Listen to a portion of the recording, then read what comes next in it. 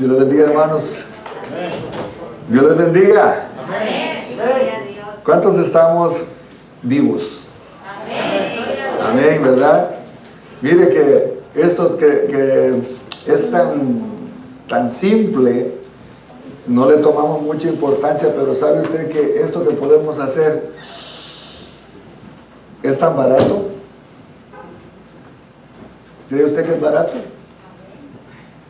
Yo creo que no. Es muy caro. Lo que pasa es que como no nos cobran nada, por eso no nos cuesta. Pero sabe que cada vez que nosotros respiramos estamos consumiendo oxígeno, y el oxígeno es carísimo. Para cuando ustedes, si usted mira a una persona que va como un tanque de oxígeno, ese tanque de oxígeno, la aseguranza lo está proveyendo, pero es carísimo un tanque de oxígeno. O sea que lo que nosotros no nos cuesta tanto, hermano, y no damos gracias por eso, porque podemos respirar. Yo le digo que a veces yo padezco de asma, y realmente a mí el doctor me dijo que no tocara el saxofón, porque por el problema respiratorio, y yo lo he hecho, hermano. Pero sabe que cuando he tenido ataques de asma, de la respiración, qué feo es. Usted puede estar jalando aire, pero no le entra el aire a los pulmones. Su cuerpo no le está llegando el oxígeno. Es bien feo. Entonces, seamos agradecidos con el Señor. Y esta es la mejor manera como podemos comenzar nuestra semana, entregándole a Dios el primer día de la semana. No importa lo que usted vaya a hacer, entréguele su tiempo el primer día del Señor, porque el Señor le da los otros 6 días. Así que esta mañana, hermano, dígale que está a su lado, qué inteligente eres. Has escogido la mejor parte. Pero dígale, porque se necesita escuchar. Hermano, esta mañana, ¿verdad? Manera de repaso, la iglesia que Dios desea, primero tiene que tener la característica de que se tiene que caracterizar por amor. Y esto lo vimos en la iglesia de Pérgamo. Tiene también que ser firme ante las dificultades. Sabemos que siempre van a haber dificultades en el mundo. Dijo Jesús, dijo que en este mundo tendríamos aflicción. Si es que no es algo nuevo, es algo que usted no necesita tener fe. Sabemos que van a venir dificultades. De hecho, esta semana me imagino que usted tuvo algunas dificultades, se enfrentó a algunas dificultades. Pero, y como iglesia, aunque tengamos dificultades, sabemos que la iglesia que Dios desea tiene que estar firme ante las dificultades. El tercero, inflexible con la verdad. Hermano, podrá ser muy duro, pero la verdad no se vende. No podemos nosotros agradar a la gente vendiendo la verdad, nuestra verdad, que es nuestro Señor Jesucristo. La iglesia que Dios desea también tiene que ser firme en la pureza. Aunque otra gente ande contaminada, eso es problema de ellos. La iglesia que Dios desea es que esté firme en la pureza. La otra cualidad es que sea vigilante contra la complacencia. Hermano, no podemos complacer a la gente, porque vamos a complacer a la gente y no vamos a complacer a Dios. Hay que agradar a Dios antes que a los hombres. Y esto, como está la sociedad, nos vemos desafiados a hacerlo, ser vigilantes contra la complacencia. También esta mañana, entonces, fiel en todas las cosas. Usted podrá decir, eso es bien difícil, porque no podemos ser fiel en todas las cosas. Es un desafío. La iglesia, hermano, no puede decir, soy fiel en esto, pero infiel en lo otro. La iglesia está llamada a ser fiel en todas las cosas. No es fácil, por eso que ser cristiano, hermano, no es fácil. Ser cristiano en este mundo donde a lo bueno le llaman malo y a lo malo bueno, no es fácil. Pero es lo que estamos llamados a hacer. Y me gustaría esta mañana que alguien me lea, por favor, la idea central.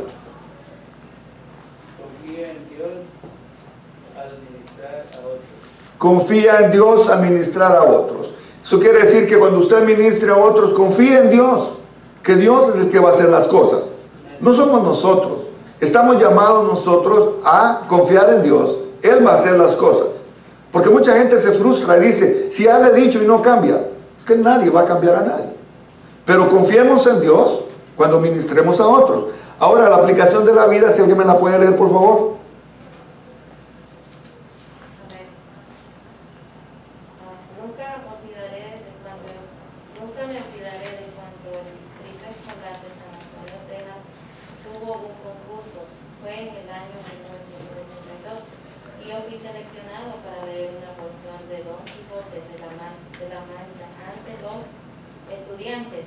Yo sabía que ese momento ante el público no sería el último para mí.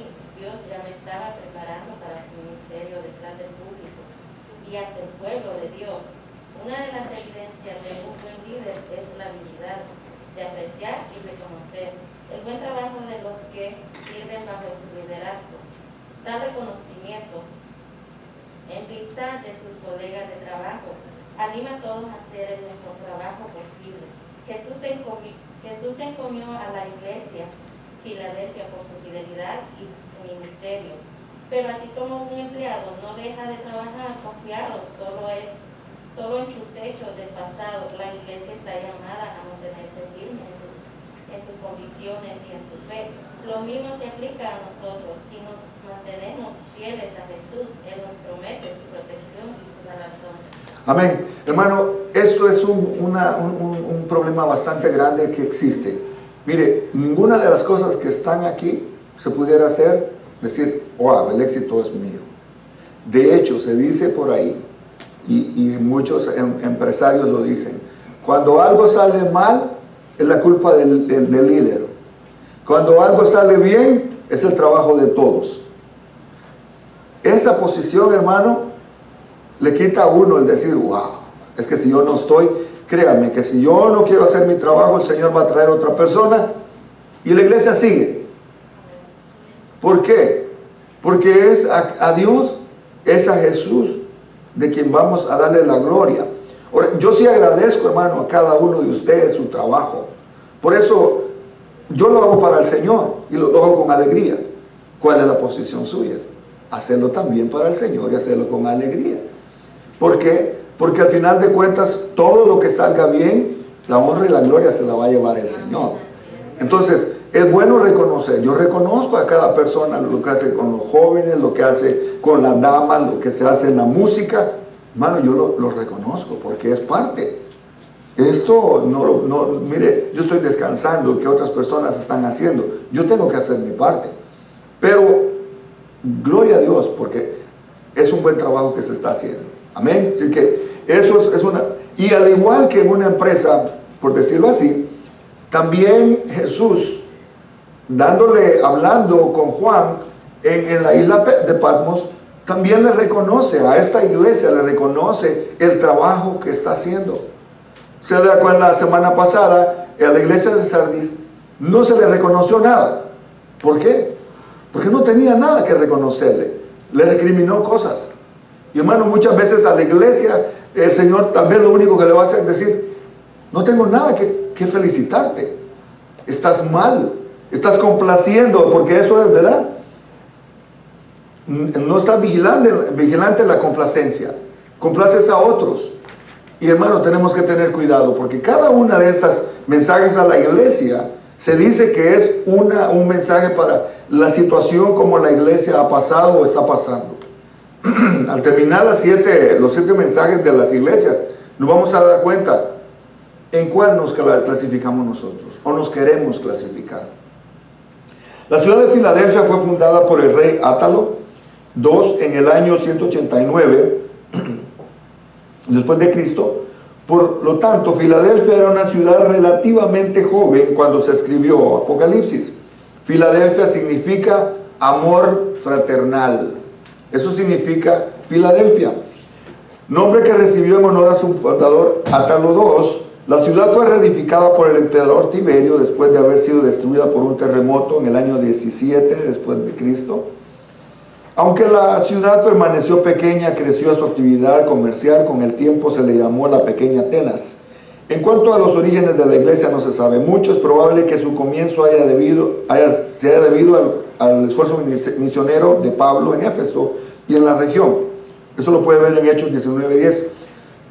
Aquí se menciona nada más de esto que fue destruida, pero en la historia de esta ciudad pasaron bastantes lugares donde se tuvo que volver a comenzar, se tuvo que volver a reedificar, pero esto fue lo más grande que tuvo la iglesia o esta ciudad de Filadelfia. Filadelfia entonces es una ciudad que, a pesar de que era pequeña, pero estaba en comunión, en conexión para Esmirna, Sardis y las otras iglesias. El apóstol Pablo hizo un trabajo misionero, aunque Pablo nunca fue ahí, porque Pablo no fue, pero sí se cree que el apóstol Pablo te influenció mucho. Por eso le digo, hermano, que usted no pierda la esperanza cuando usted le hable a alguien. Es posible que usted le hable y va al tiempo usted va a decir, wow, esta persona yo le hablé al Señor y miren dónde está. Por ejemplo, la iglesia de Filadelfia. Aunque no fue directamente el apóstol Pablo, pero sí fue por el trabajo de él.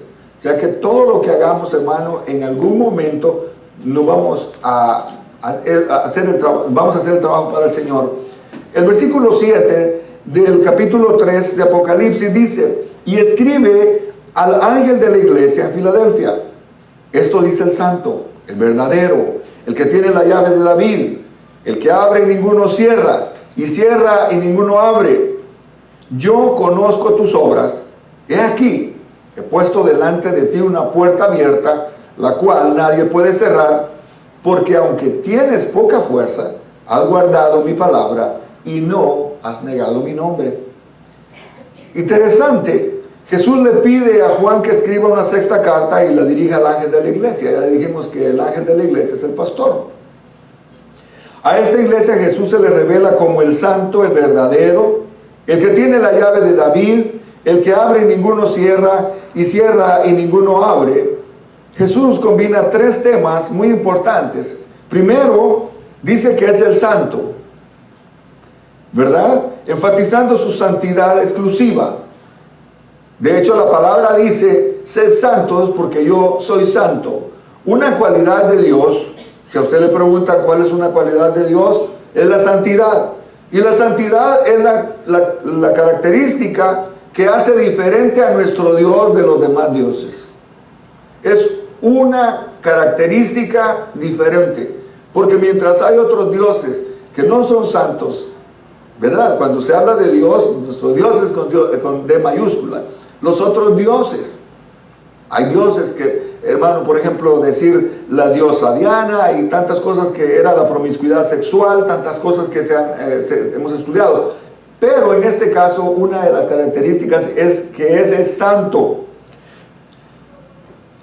Su santidad es exclusiva. Al usar el artículo él, se indica que su santidad no es derivada como es la santidad de otros, sino que él es santo en sí mismo y sin par. Segundo, es verdadero. Una vez más usando el artículo definido para enfatizar su singularidad, en Juan 14:6 Jesús asegura, yo soy la verdad en Jesús es absoluta y no se deriva de conceptos o ceremonias anteriores. Perdón, me salgo del tema en una pregunta. En ese tiempo, Pablo, y en la actualidad, el cristianismo considera, o malinterpreto yo, Dios es santo, Dios al que nosotros servimos es santo. Asimismo, la cristiandad y todos los apóstoles, todo considera y está de acuerdo en que hay santos, en que hay otros dioses como Dios del agua, como Dios Diana. ¿Los aprueba el cristianismo? No, pero sí se hace referencia porque dice, aléjate de los otros dioses. Y una de las cosas que generalmente las culturas, cuando creen en muchos dioses, se les conoce como politeístas, ¿no? Los mayas, por ejemplo, creían en el dios sol, en la luna. La gente, hermano, innato, eso lo vemos en Romanos, que innato, Dios dejó un deseo de adorar en su corazón. La gente, al no conocer al verdadero Dios, va a ir a adorar la luna, va a ir a adorar tantas cosas. No quiere decir que son dioses, pero la gente los adora como tal. En las culturas de donde nosotros venimos, usted sabe que hay gente que aunque diga no lo quiera decir, pero adora otras cosas que no es Dios. Entonces, sí, se reconoce que esa gente dice, para ellos son dioses. Para nosotros sabemos de que solo existe un Dios. De hecho dice, creo en Dios Padre, Dios Hijo y Dios Espíritu Santo, pero un solo Dios verdadero. Es un Dios en tres personas. Entonces, ¿qué postura tiene el cristianismo ante esos dioses? ¿Cómo los considera uno como? No son dioses. ¿Cuántos dioses es ese? No son dioses. Son, En el Evangelio, para nosotros solo existe Dios. Solo existe Dios. Y está en tres personas, el Padre, el Hijo y el Espíritu Santo. Pero el hecho que nosotros creamos eso no quiere decir que la otra gente vaya a creer. Porque mientras nosotros estamos diciendo esto, hay mucha gente que ahorita, hermano, en nuestra cultura, para no ir tan lejos, ¿cuál es el Dios que están adorando ahorita? El sexo, el placer, el libertinaje. Hermano, muchas veces no se le llama Dios a eso, la gente, pero lo están idolatrando. Entonces, todo lo que toma el primer lugar en la vida de la persona, llega a ser un ídolo, llega a ser un Dios. Esa palabra que dijo ahorita, innato, porque sé que es nato, pero innato que dijo usted. Innato. Innato quiere decir que está en nosotros. Está dentro. Innato es de nacimiento, innato, nace de nosotros. La otra cosa que el segundo lugar dice, yo soy la verdad y la verdad absoluta. Pilato le preguntó cuál es la verdad. Pilato le preguntó a Jesús, ¿cuál es la verdad? ¿Qué es lo que le dijo Jesús? Yo soy la verdad y la vida. ¿Por qué? Porque si él dice que es la verdad, hermano, la verdad nos va a hacer libres. Eso es lo que dice la palabra. Y conoceréis la verdad y la verdad os hará libres. El que conoce a Jesús se hace libre del pecado, libre de tanta cadena de maldición. Hermano, es un privilegio conocer al Señor. Tercer lugar, Jesús afirma que Él tiene la llave de David, que Él abre y ninguno cierra, y cierra y ninguno abre. Y esto se hace referencia aquí en 2 Reyes 18, 13 al 19, 37, donde está la historia del rey Sennacherib, rey de Asiria, que vino con el fin de conquistar a Israel. Eliakim, el mayordomo de Ezequías, aumentó su autoridad por su fidelidad al rey Ezequías durante esa crisis. ¿Y qué es lo que le dijeron? En Isaías 22, 22, 23 dice que Eliakim, pondré la llave de la casa de David sobre su hombro, él abrirá y nadie cerrará, cerrará y nadie abrirá, lo hincaré como un clavo en lugar firme y será motivo de honra para la casa de su padre. Como mayordomo, Eliakim guardaba la corte y el horario del rey. Entonces Jesús está haciendo referencia a esto, hermano. Cuando Dios abre puertas, el enemigo a que quiera no las puede cerrar. Y cuando Dios cierra puertas, tampoco las puede abrir a alguien más. Por eso es que esta referencia la hace, usted la puede leer. Yo estuve leyendo y me llamó mucho la atención, porque le dijo, te voy a dar llaves, que abrirás puertas y nadie va a poder cerrar. Hermano, nosotros también, dice que estas cosas también son para nosotros. Jesús está haciendo referencia a esta historia, enfatizando que Él también obra de manera similar, teniendo la autoridad para abrir y cerrar las puertas del reino celestial. En Apocalipsis 1:18, Jesús se revela a Juan como el que tiene las llaves de la muerte y del Hades. Tomando en cuenta, podemos ver que Jesús tiene las llaves del trono eterno y también las del castigo eterno, que es la muerte segunda. Habiéndose identificado, Jesús afirma que conoce las obras de la iglesia. ¿Cómo podemos ver? No las describe en detalle, pero no cabe duda que las obras de la iglesia son de calidad y un carácter aceptable al Señor. Por lo tanto, Jesús le dice, he puesto delante de ti una puerta abierta que nadie puede cerrar. En el verso 8, en el Evangelio de Juan, Jesús se presenta como la puerta del redil de las ovejas, en Juan 10, 7 a 9, sugiriendo que ha abierto la entrada al reino celestial. Jesús está en esto, hermano, cuando dice que yo soy la puerta, ¿verdad? En el tiempo antiguo, el pastor tenía sus ovejas en el redil y él se acostaba en la entrada de la puerta, en la entrada del redil. Generalmente esos eran de piedra, de cercos de piedra, ¿verdad? Entonces él se quedaba a dormir en la entrada del redil. Si alguien quería entrar, tenía que pasar por él, por el pastor. O sea, si era lobo, si era algún ladrón, tenía que pasar por ahí. Por eso él dice, yo soy la puerta. Hermano, para poder tener acceso a la vida eterna, Él es la puerta.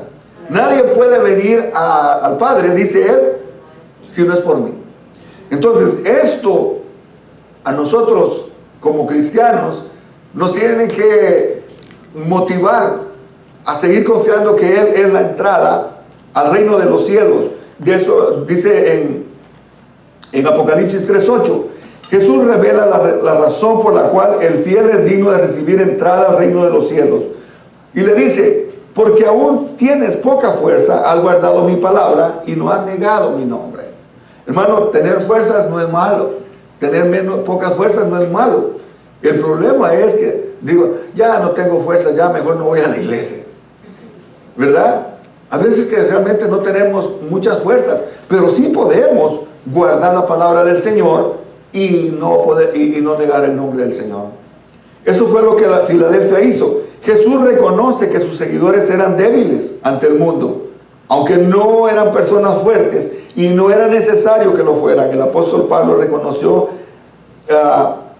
que el poder divino se perfecciona en mi debilidad. Hermano, si usted es débil, pero usted entrega su debilidad al Señor, usted va a ser fuerte. Y ya débil, fuerte soy. ¿Verdad que es lo que la palabra dice en 2 Corintios 12:9? Los cristianos en Filadelfia tenían dos cosas obrando a su favor. Primero dice, has guardado mi palabra. Aquí Jesús se refiere a sus mandamientos en el Sermón del Monte. Y eso ¿se acuerda que tuvimos la serie del Sermón del Monte? Después, hablando de su ley, Jesús dice, mas cualquiera que lo haga y los enseñe, este será llamado grande en el reino de los cielos. Hermano, cuando usted predica la palabra, usted se está poniendo en una posición de ser grande en el reino de los cielos. Hay gente que no quiere. Hay gente que no quiere evangelizar. Hay gente que le da miedo. Hay gente que le da vergüenza. ¿Qué van a decir? Me van a criticar. Y no hablamos de la palabra. Pero si quiere usted ser grande, comience entonces a hablar del Señor. Enseñarle a otros. Porque lo que usted sabe, usted lo puede enseñar. Por eso es bueno aprender. Mateo 5, 18 y 19 lo dice. Los miembros de Filadelfia eran fieles en guardar y cumplir la ley del Evangelio. Acuérdese, el cristiano, hermano, está llamado a cumplir la ley de Cristo. La ley de la gracia. Ya no vivimos bajo la ley de Moisés, pero sí vivimos bajo la ley de la gracia. Y eso nos hace responsables ante Dios, porque usted puede decir, bueno, pero ya la ley ya no se tiene que hacer, y puedo hacer y deshacer, y por eso miramos a muchos cristianos que no se le ve ningún cambio. Pero ¿qué es lo que pasa? Han olvidado que la gracia también es una ley. Si ya no estamos crucificados, ya no estamos, como dice el apóstol Pablo, ya no estamos sujetos a la ley, pero sí estamos sujetos a Cristo. El apóstol Pablo dice, con Cristo estoy juntamente crucificado, y ya no vivo yo, mas vive Cristo en mí. Quiere decir que yo ya no tengo que hacer lo que antes hacía, porque estoy bajo la ley de la gracia. Segundo, Jesús también los reconoce, no has negado mi nombre, el nombre de Jesús, viviendo en tiempos cuando era necesario reconocer al César como el Señor. Ellos se mantenían firmes en que solo Jesucristo era el Señor, el Dios soberano de la vida de ellos. ¿Verdad que nosotros lo leemos muy así, facilito? Pero hermanos, si aquí el presidente dijera, para usted poder vivir en los Estados Unidos, yo soy su Señor. Y en ese tiempo, el rey o el emperador podía matar al que él quisiera. La vida y la muerte estaba en la palabra y en la boca del emperador. La gente podía matar, no es como ahora que los derechos humanos y tantas cosas. No, en ese tiempo, usted se ponía al emperador, usted estaba dictándose la misma muerte. Por eso es que decían Señor. Y no estamos hablando como el saludo que decimos nosotros, Señor fulano y tal. Cuando habla de Señor, estamos hablando como que si fuera un Dios. Esa era la posición que tenían los emperadores. De hecho, en ciertos países todavía se aplica esa ley. Por ejemplo, en Corea del Norte, en la China, hay lugares específicos donde el Señor es el que está de gobernador. Y si usted hace un grupito, ya lo llaman su vecino y lo quieren eliminar. ¿Verdad? Pasó pasó un caso de un pastor King, yo lo dije aquí una vez. El pastor King estaba con no eran multitudes, sino que tenía como 15 personas que estaban alabando a Dios, pero en las alcantarillas, abajo del subsuelo. Y alguien entró de contrabando, como decían los que en Cuba podías pasar eso, ¿no? Entró de contrabando y dijo al régimen de que había alabadores de Dios abajo, y entraron con máquinas, los sacaron a todos y les pasaron la planadora, y ellos estaban alabando el nombre de Dios. Eso, el evangelio aquí es bien suave para nosotros. La verdad, a veces cuando usted predica y todo, a veces uno da sentimiento porque uno dice, wow, aquí el evangelio es gratis. En otros países se paga con la propia vida el evangelio no es cualquier cosa. ¿Ya? Entonces, mire, aquí, por ejemplo, si quiere venir a la iglesia, viene. Si no quiere, no viene. Y la gente prefiere no venir. En otros lugares quisieran ir y no pueden.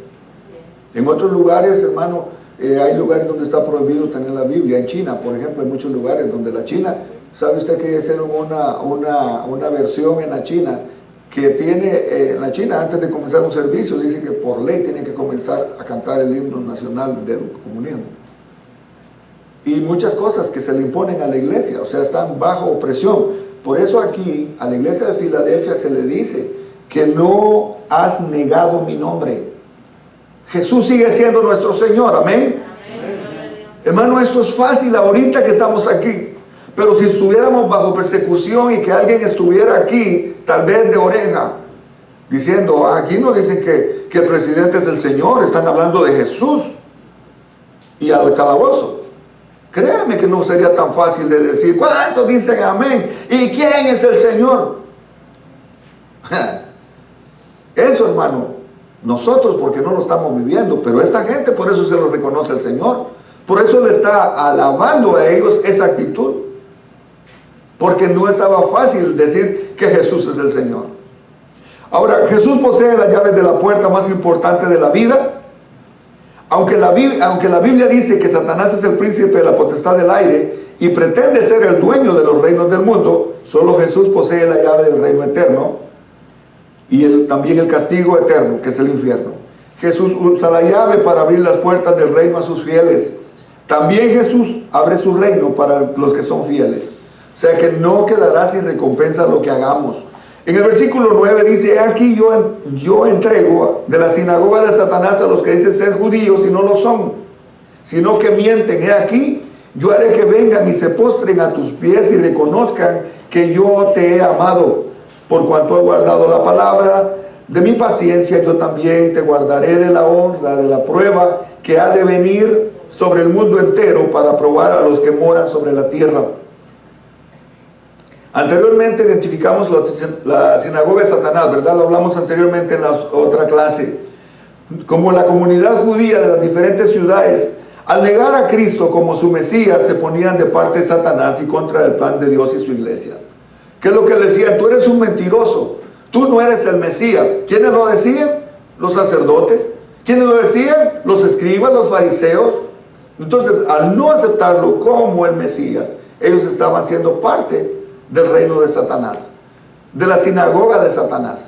Aunque dijeran, que Jesús también les dijo, ustedes son hijos del diablo, porque las obras del diablo hacen.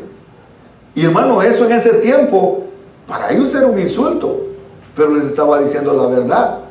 Ahora si uno le dice, por decirle una cosa, si una persona comienza a decir alguna cosa y yo le digo, usted es hijo de Satanás, se enoja. ¿Verdad que se enoja? Dice, no, a esa iglesia no me amor, ya no voy. Cuando uno se opone, hermano, al reino de Cristo, uno automáticamente está poniéndose a la otra autoridad.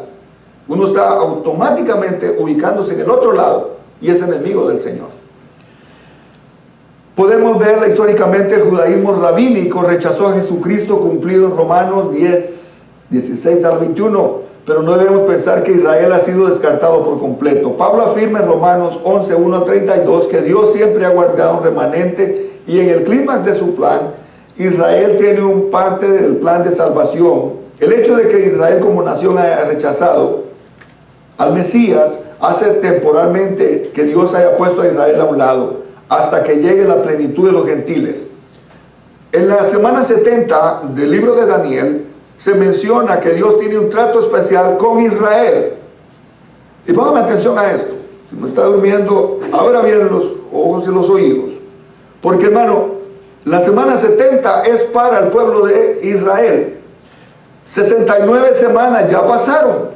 Cuando Jesús vino, Él abrió el tiempo para nosotros los gentiles. Jesús murió supuestamente en el año 33, ¿verdad? Quiere decir que el tiempo de los gentiles es el que estamos viviendo. El trato de Dios con Israel está esperando lo que estamos viendo aquí. Cuando venga Cristo por su iglesia y suceda el rapto, entonces comienza el trato de la semana número 70 con el pueblo de Israel. Y esta semana es de 7 años. Dice entonces que cuando la iglesia sea levantada, comienza la gran tribulación y que Él se va a revelar a los 3 años y medio. 3 años y medio más 3 años y medio son 7. ¿Cuántos días tiene la semana? 7. Entonces van a ser 3 años que lo van a adorar, le van a dar las llaves del templo. A los 3 años y medio se les revela como el Mesías, el anticristo. Y entonces el pueblo de Israel va a decir, este no era, es aquel. Pero ya va a comenzar la persecución, que eso está en el capítulo 24 de Mateo. Amén. Entonces ahí está la gran tribulación. Comienza desde que la iglesia es arrebatada. Y luego, los 7 años, cumplidos los 7 años, la iglesia baja a reinar y gobernar y comienza el milenio, que es por 1000 años. Entonces, hermano, tenemos que entender esto, de que así como la iglesia está teniendo un trato especial, no podemos esperar nosotros decir, hasta 3 años yo me voy a firmar. La venida de Jesús en cualquier momento puede pasar. La Biblia dice que en un abrir y cerrar de ojos. ¿Quién le dice a usted que mañana es suyo? Jesús puede venir. Mire, abre y cierre sus ojos. En esto puede ser la venida de Cristo. Por eso es que tenemos que estar esperando al Mesías. Tenemos que esperar la venida de Cristo. Y eso es lo que mucha gente no está haciendo. Hermano, en muchos altares ya no se predica la venida de Jesús.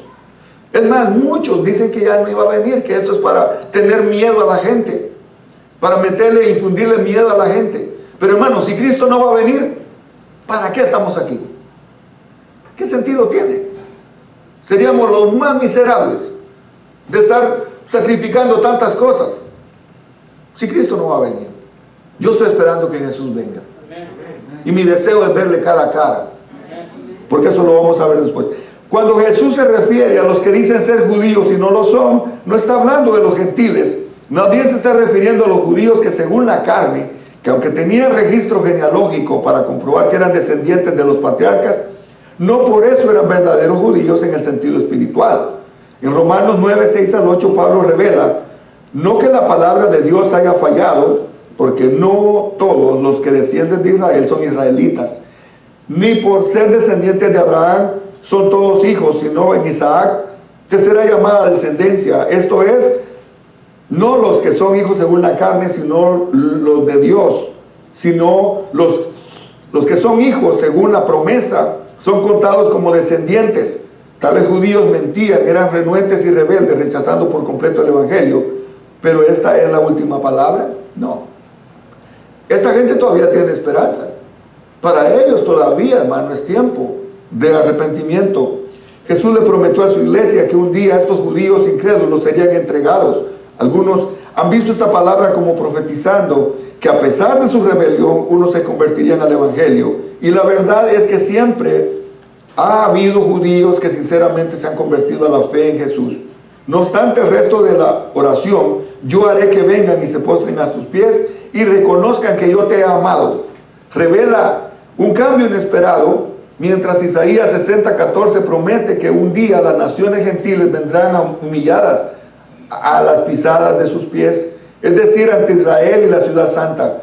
Aquí Jesús promete que los judíos rebeldes un día se postrarán a los pies de la iglesia, reconociendo que en verdad Dios mostró su gracia y su amor en los gentiles en Cristo Jesús. Mientras unos piensan que esto se refiere a la circunstancia inmediata entre los judíos ortodoxos seguidores de Jesús en Filadelfia, es más probable que esta sea una profecía que se cumplirá en los días cuando Israel verá a Cristo traspasado, a Cristo a quien traspasó. Vendrá el día cuando toda lengua confiese, dice que toda rodilla se doblará y toda lengua confesará que Jesús es el Hijo de Dios. Ese día es cuando, hermano, todo, no importa qué tan famoso, no importa qué tanto éxito tuvo, vendrá el día, y como lo dice Filipenses, por haberse humillado hasta lo sumo, Dios lo va a exaltar hasta lo sumo, donde todos tendrán que arrodillarse delante de Jesús.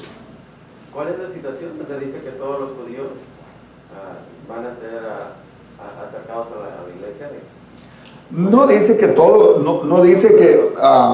¿Dónde dice en la Biblia cuál es la situación? Aquí puede verlo en Zacarías 12:10.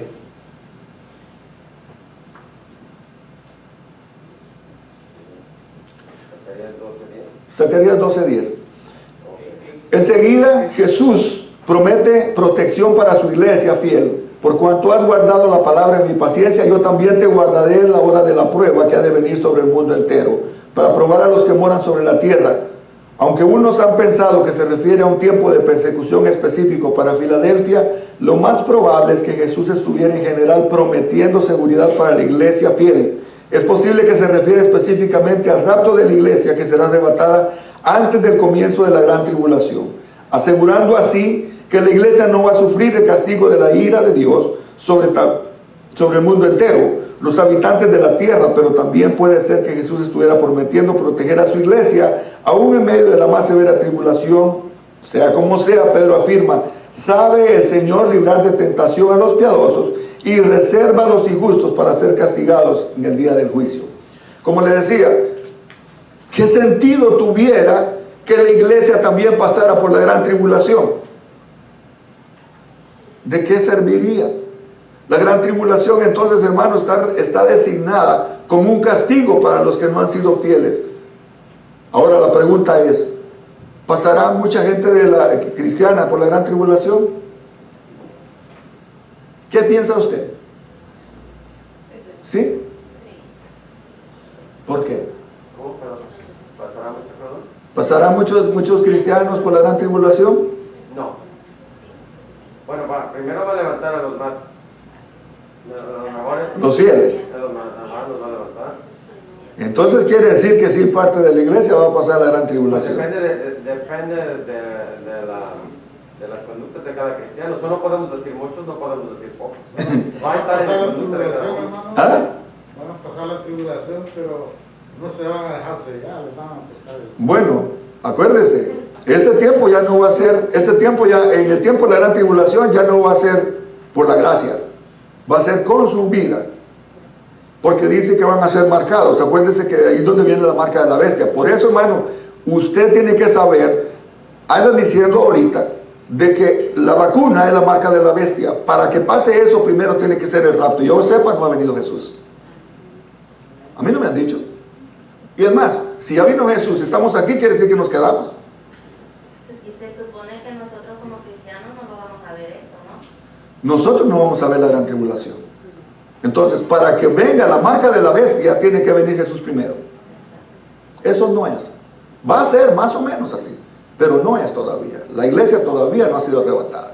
Por eso hay muchos cristianos que tampoco se han puesto la vacuna. Porque eso es lo que estoy diciendo. Hermano, entonces, esto que nos tiene que dar a nosotros la alegría de que no vamos a sufrir el sufrimiento de los infieles. A la iglesia de Filadelfia se le dice que no van a pasar por ese sufrimiento, ¿verdad? Entonces, volviendo a la clase, dice, sin duda, la iglesia de Filadelfia ha mostrado su perseverancia y fe en el servicio. Por esto no daba lugar a pensar que ya había ganado la batalla de la fe. El cristiano debe andar, es decir, vivir toda una vida en victoria y en triunfo. Podemos estar en problemas, pero no quiere decir que estemos fracasados. Para animar a los creyentes a seguir a su dedicación a Él, Jesús dice, he aquí yo vengo pronto. Esto pudiera indicar que Jesús promete venir enseguida, de un momento a otro, pero lo más probable es que signifique que el prometer venir de una manera rápida en cualquier momento, por lo tanto, el día que Jesús venga lo hará como ladrón en la noche sin anuncio. Si a usted le dijeran que le van a robar su casa, a su casa ahora, estoy seguro que no hubiera venido aquí. Allá estuviera con un bate y con una pistola toda mohosa, aunque sea, ¿verdad? Pero Jesús, hermanos, esto nos tiene que... Si Jesús hubiera dicho en tal fecha vengo, la gente no hubiera haciendo toda maldad y ese día se ponen a cuentas con Dios, ¿verdad? Por eso, hermano, el día y la hora nadie lo sabe. Hay gente que ha fallado, los testigos de Jehová, los mormones y tanta gente le ha puesto la fecha a la venida de Jesús, se han quedado en chasco. Recientemente, en el año 2000, supuestamente los coreanos vendieron todas sus propiedades porque iba a venir Jesús. Qué chasco se llevaron que no vino. Porque dice que ni los ángeles saben, sino solo su Padre que está en los cielos. ¡Qué bueno! Porque, hermano, así, cualquiera que venga a ponerle fecha a la venida de Jesús es un mentiroso. Más, desde ahí comienza a ver lo raro. Usted decirle que realmente estás muy mal. Y hay gente que agarra fórmula matemática y hace tanta cosa, y a muchos se enredan. La hora nadie la sabe, Jesús lo dijo. Entonces, he aquí yo vengo pronto. Es una palabra que quiere decir en cualquier momento. Hermano, tenemos que estar a cuentas con Dios. También los fieles deben permanecer constantes en su devoción al Señor para estar listos en cualquier día o cualquier hora que Jesús regrese en gloria, según Mateo 24:44. Y continúa diciendo, retén lo que tienes para que ninguno tome tu corona. Cuando habla de corona, hermano, no está hablando corona de perlas, de diamantes y nada de esto, sino que como hablando generalmente como cuando un atleta iba a una carrera, en la antigua Grecia, la gente cuando participaba en algún evento olímpico le ponían una corona de honor, una corona de laureles. Eso es lo que el apóstol Pablo también dice, ¿verdad? Que nos va a dar una corona, como decir, al que finalizó la carrera, al que terminó, no solo que comenzó, sino que el que terminó va a ser coronado. Esto, hermano, es una corona incorruptible. Así que yo de esta manera corro, como dice el apóstol Pablo, no como a la aventura, de esta manera peleo, no como quien golpea al aire. El apóstol Pablo tiene un premio en mente y se extiende para asegurar que lo va a ganar al final de su carrera. Estamos esperando ganar una corona en nuestro final de la carrera. Si no estamos así, hermano, con razón se nos hace el evangelio bien pesado. Otra vez ir a la iglesia. Sabemos de que hay honor, que nos van a premiar. En el versículo 12, Jesús agrega, al que venciere yo le haré columna en el templo de Dios. Cuando el rey Salomón edificó el primer templo, colocó 2 columnas y las llamó Jaquín y Boaz. En 2 Crónicas 3:17. Se sabe que esas columnas permanecieron hasta 587 a.C., cuando el rey Nabucodonosor destruyó el templo, aproximadamente 325 años. De 1000 años, de 1000 a 587 a.C. Los creyentes de Filadelfia habían sido caracterizados como de poca fuerza, pero contrario a las columnas de Salomón, ellos serían columnas fuertes y duraderas en el templo de Dios. Hermano, también para nosotros, hay gente en la iglesia que se vuelve columna. Nosotros también tenemos que saber qué función tenemos en la iglesia nosotros. Hay gente que no quiere ser ni siquiera teja. Y cuando digo esto es porque todos somos parte en el reino, en la iglesia. Pero diga, si yo quiero ser columna, quiere decir de que yo voy a ser parte importante en la iglesia. Hermano, usted puede ser una columna en la iglesia. Una persona que se mantenga sólida, una persona que se mantenga firme por los años. Y hasta cuando el Señor se lo lleve, usted puede decir, esta persona fue columna en la iglesia. Esta persona dio su juventud, dio su tiempo en la iglesia. Luego dice, y nunca más saldrá de ahí. En Filadelfia los ciudadanos vivían con el temor constante de algún terremoto los pudiera matar en sus casas. Y eso precisamente por eso dice que tendremos un lugar permanente. Porque así como ellos tenían miedo, que vivían en carpas, porque tenían miedo de regresar a sus casas por el terremoto, A eso se refiere, porque muchos murieron en el año 18 cuando hubo el terremoto. Pero otros vivían en carpas fuera de la ciudad. En vista de este contexto, Jesús le promete seguridad eterna en la Nueva Jerusalén, que es una habitación celestial. Jesús dijo, me voy pues a preparar lugar. En la casa de mi Padre, que muchas moradas hay, para que donde yo esté, vosotros también estéis. No tenemos una morada que va a ser movible de un lado para otro, sino que una morada eterna. Por causa de su fidelidad a Él, Jesús promete, y escribiré sobre Él el nombre de mi Dios y el nombre de la ciudad de mi Dios, la Nueva Jerusalén, la cual desciende del cielo de mi Dios, y mi nombre nuevo. Aunque es cierto que los nombres de los fieles están inscritos en el libro de la vida, y esto debería ser suficiente, aquí vemos una seguridad más, escribiendo el nombre de Dios, de la Nueva Jerusalén, y el nombre nuevo que reciben como herederos de la gracia, de la herencia eterna. Esto suena como práctica de prendar en forma de etiqueta la información necesaria para procesar a una persona de tránsito. Cuando usted le dan un ticket, ¿verdad?, una infracción, ya usted sabe, pero hasta el momento que usted va al juez, en ese momento le dicen cuánto es lo que tiene que pagar. De esta manera, más o menos, hermano, su nombre, ya sabemos que tenemos un nombre. Cuando lleguemos allá, dice que se nos va a dar un nombre nuevo. ¿Cómo me voy a llamar yo? No sé.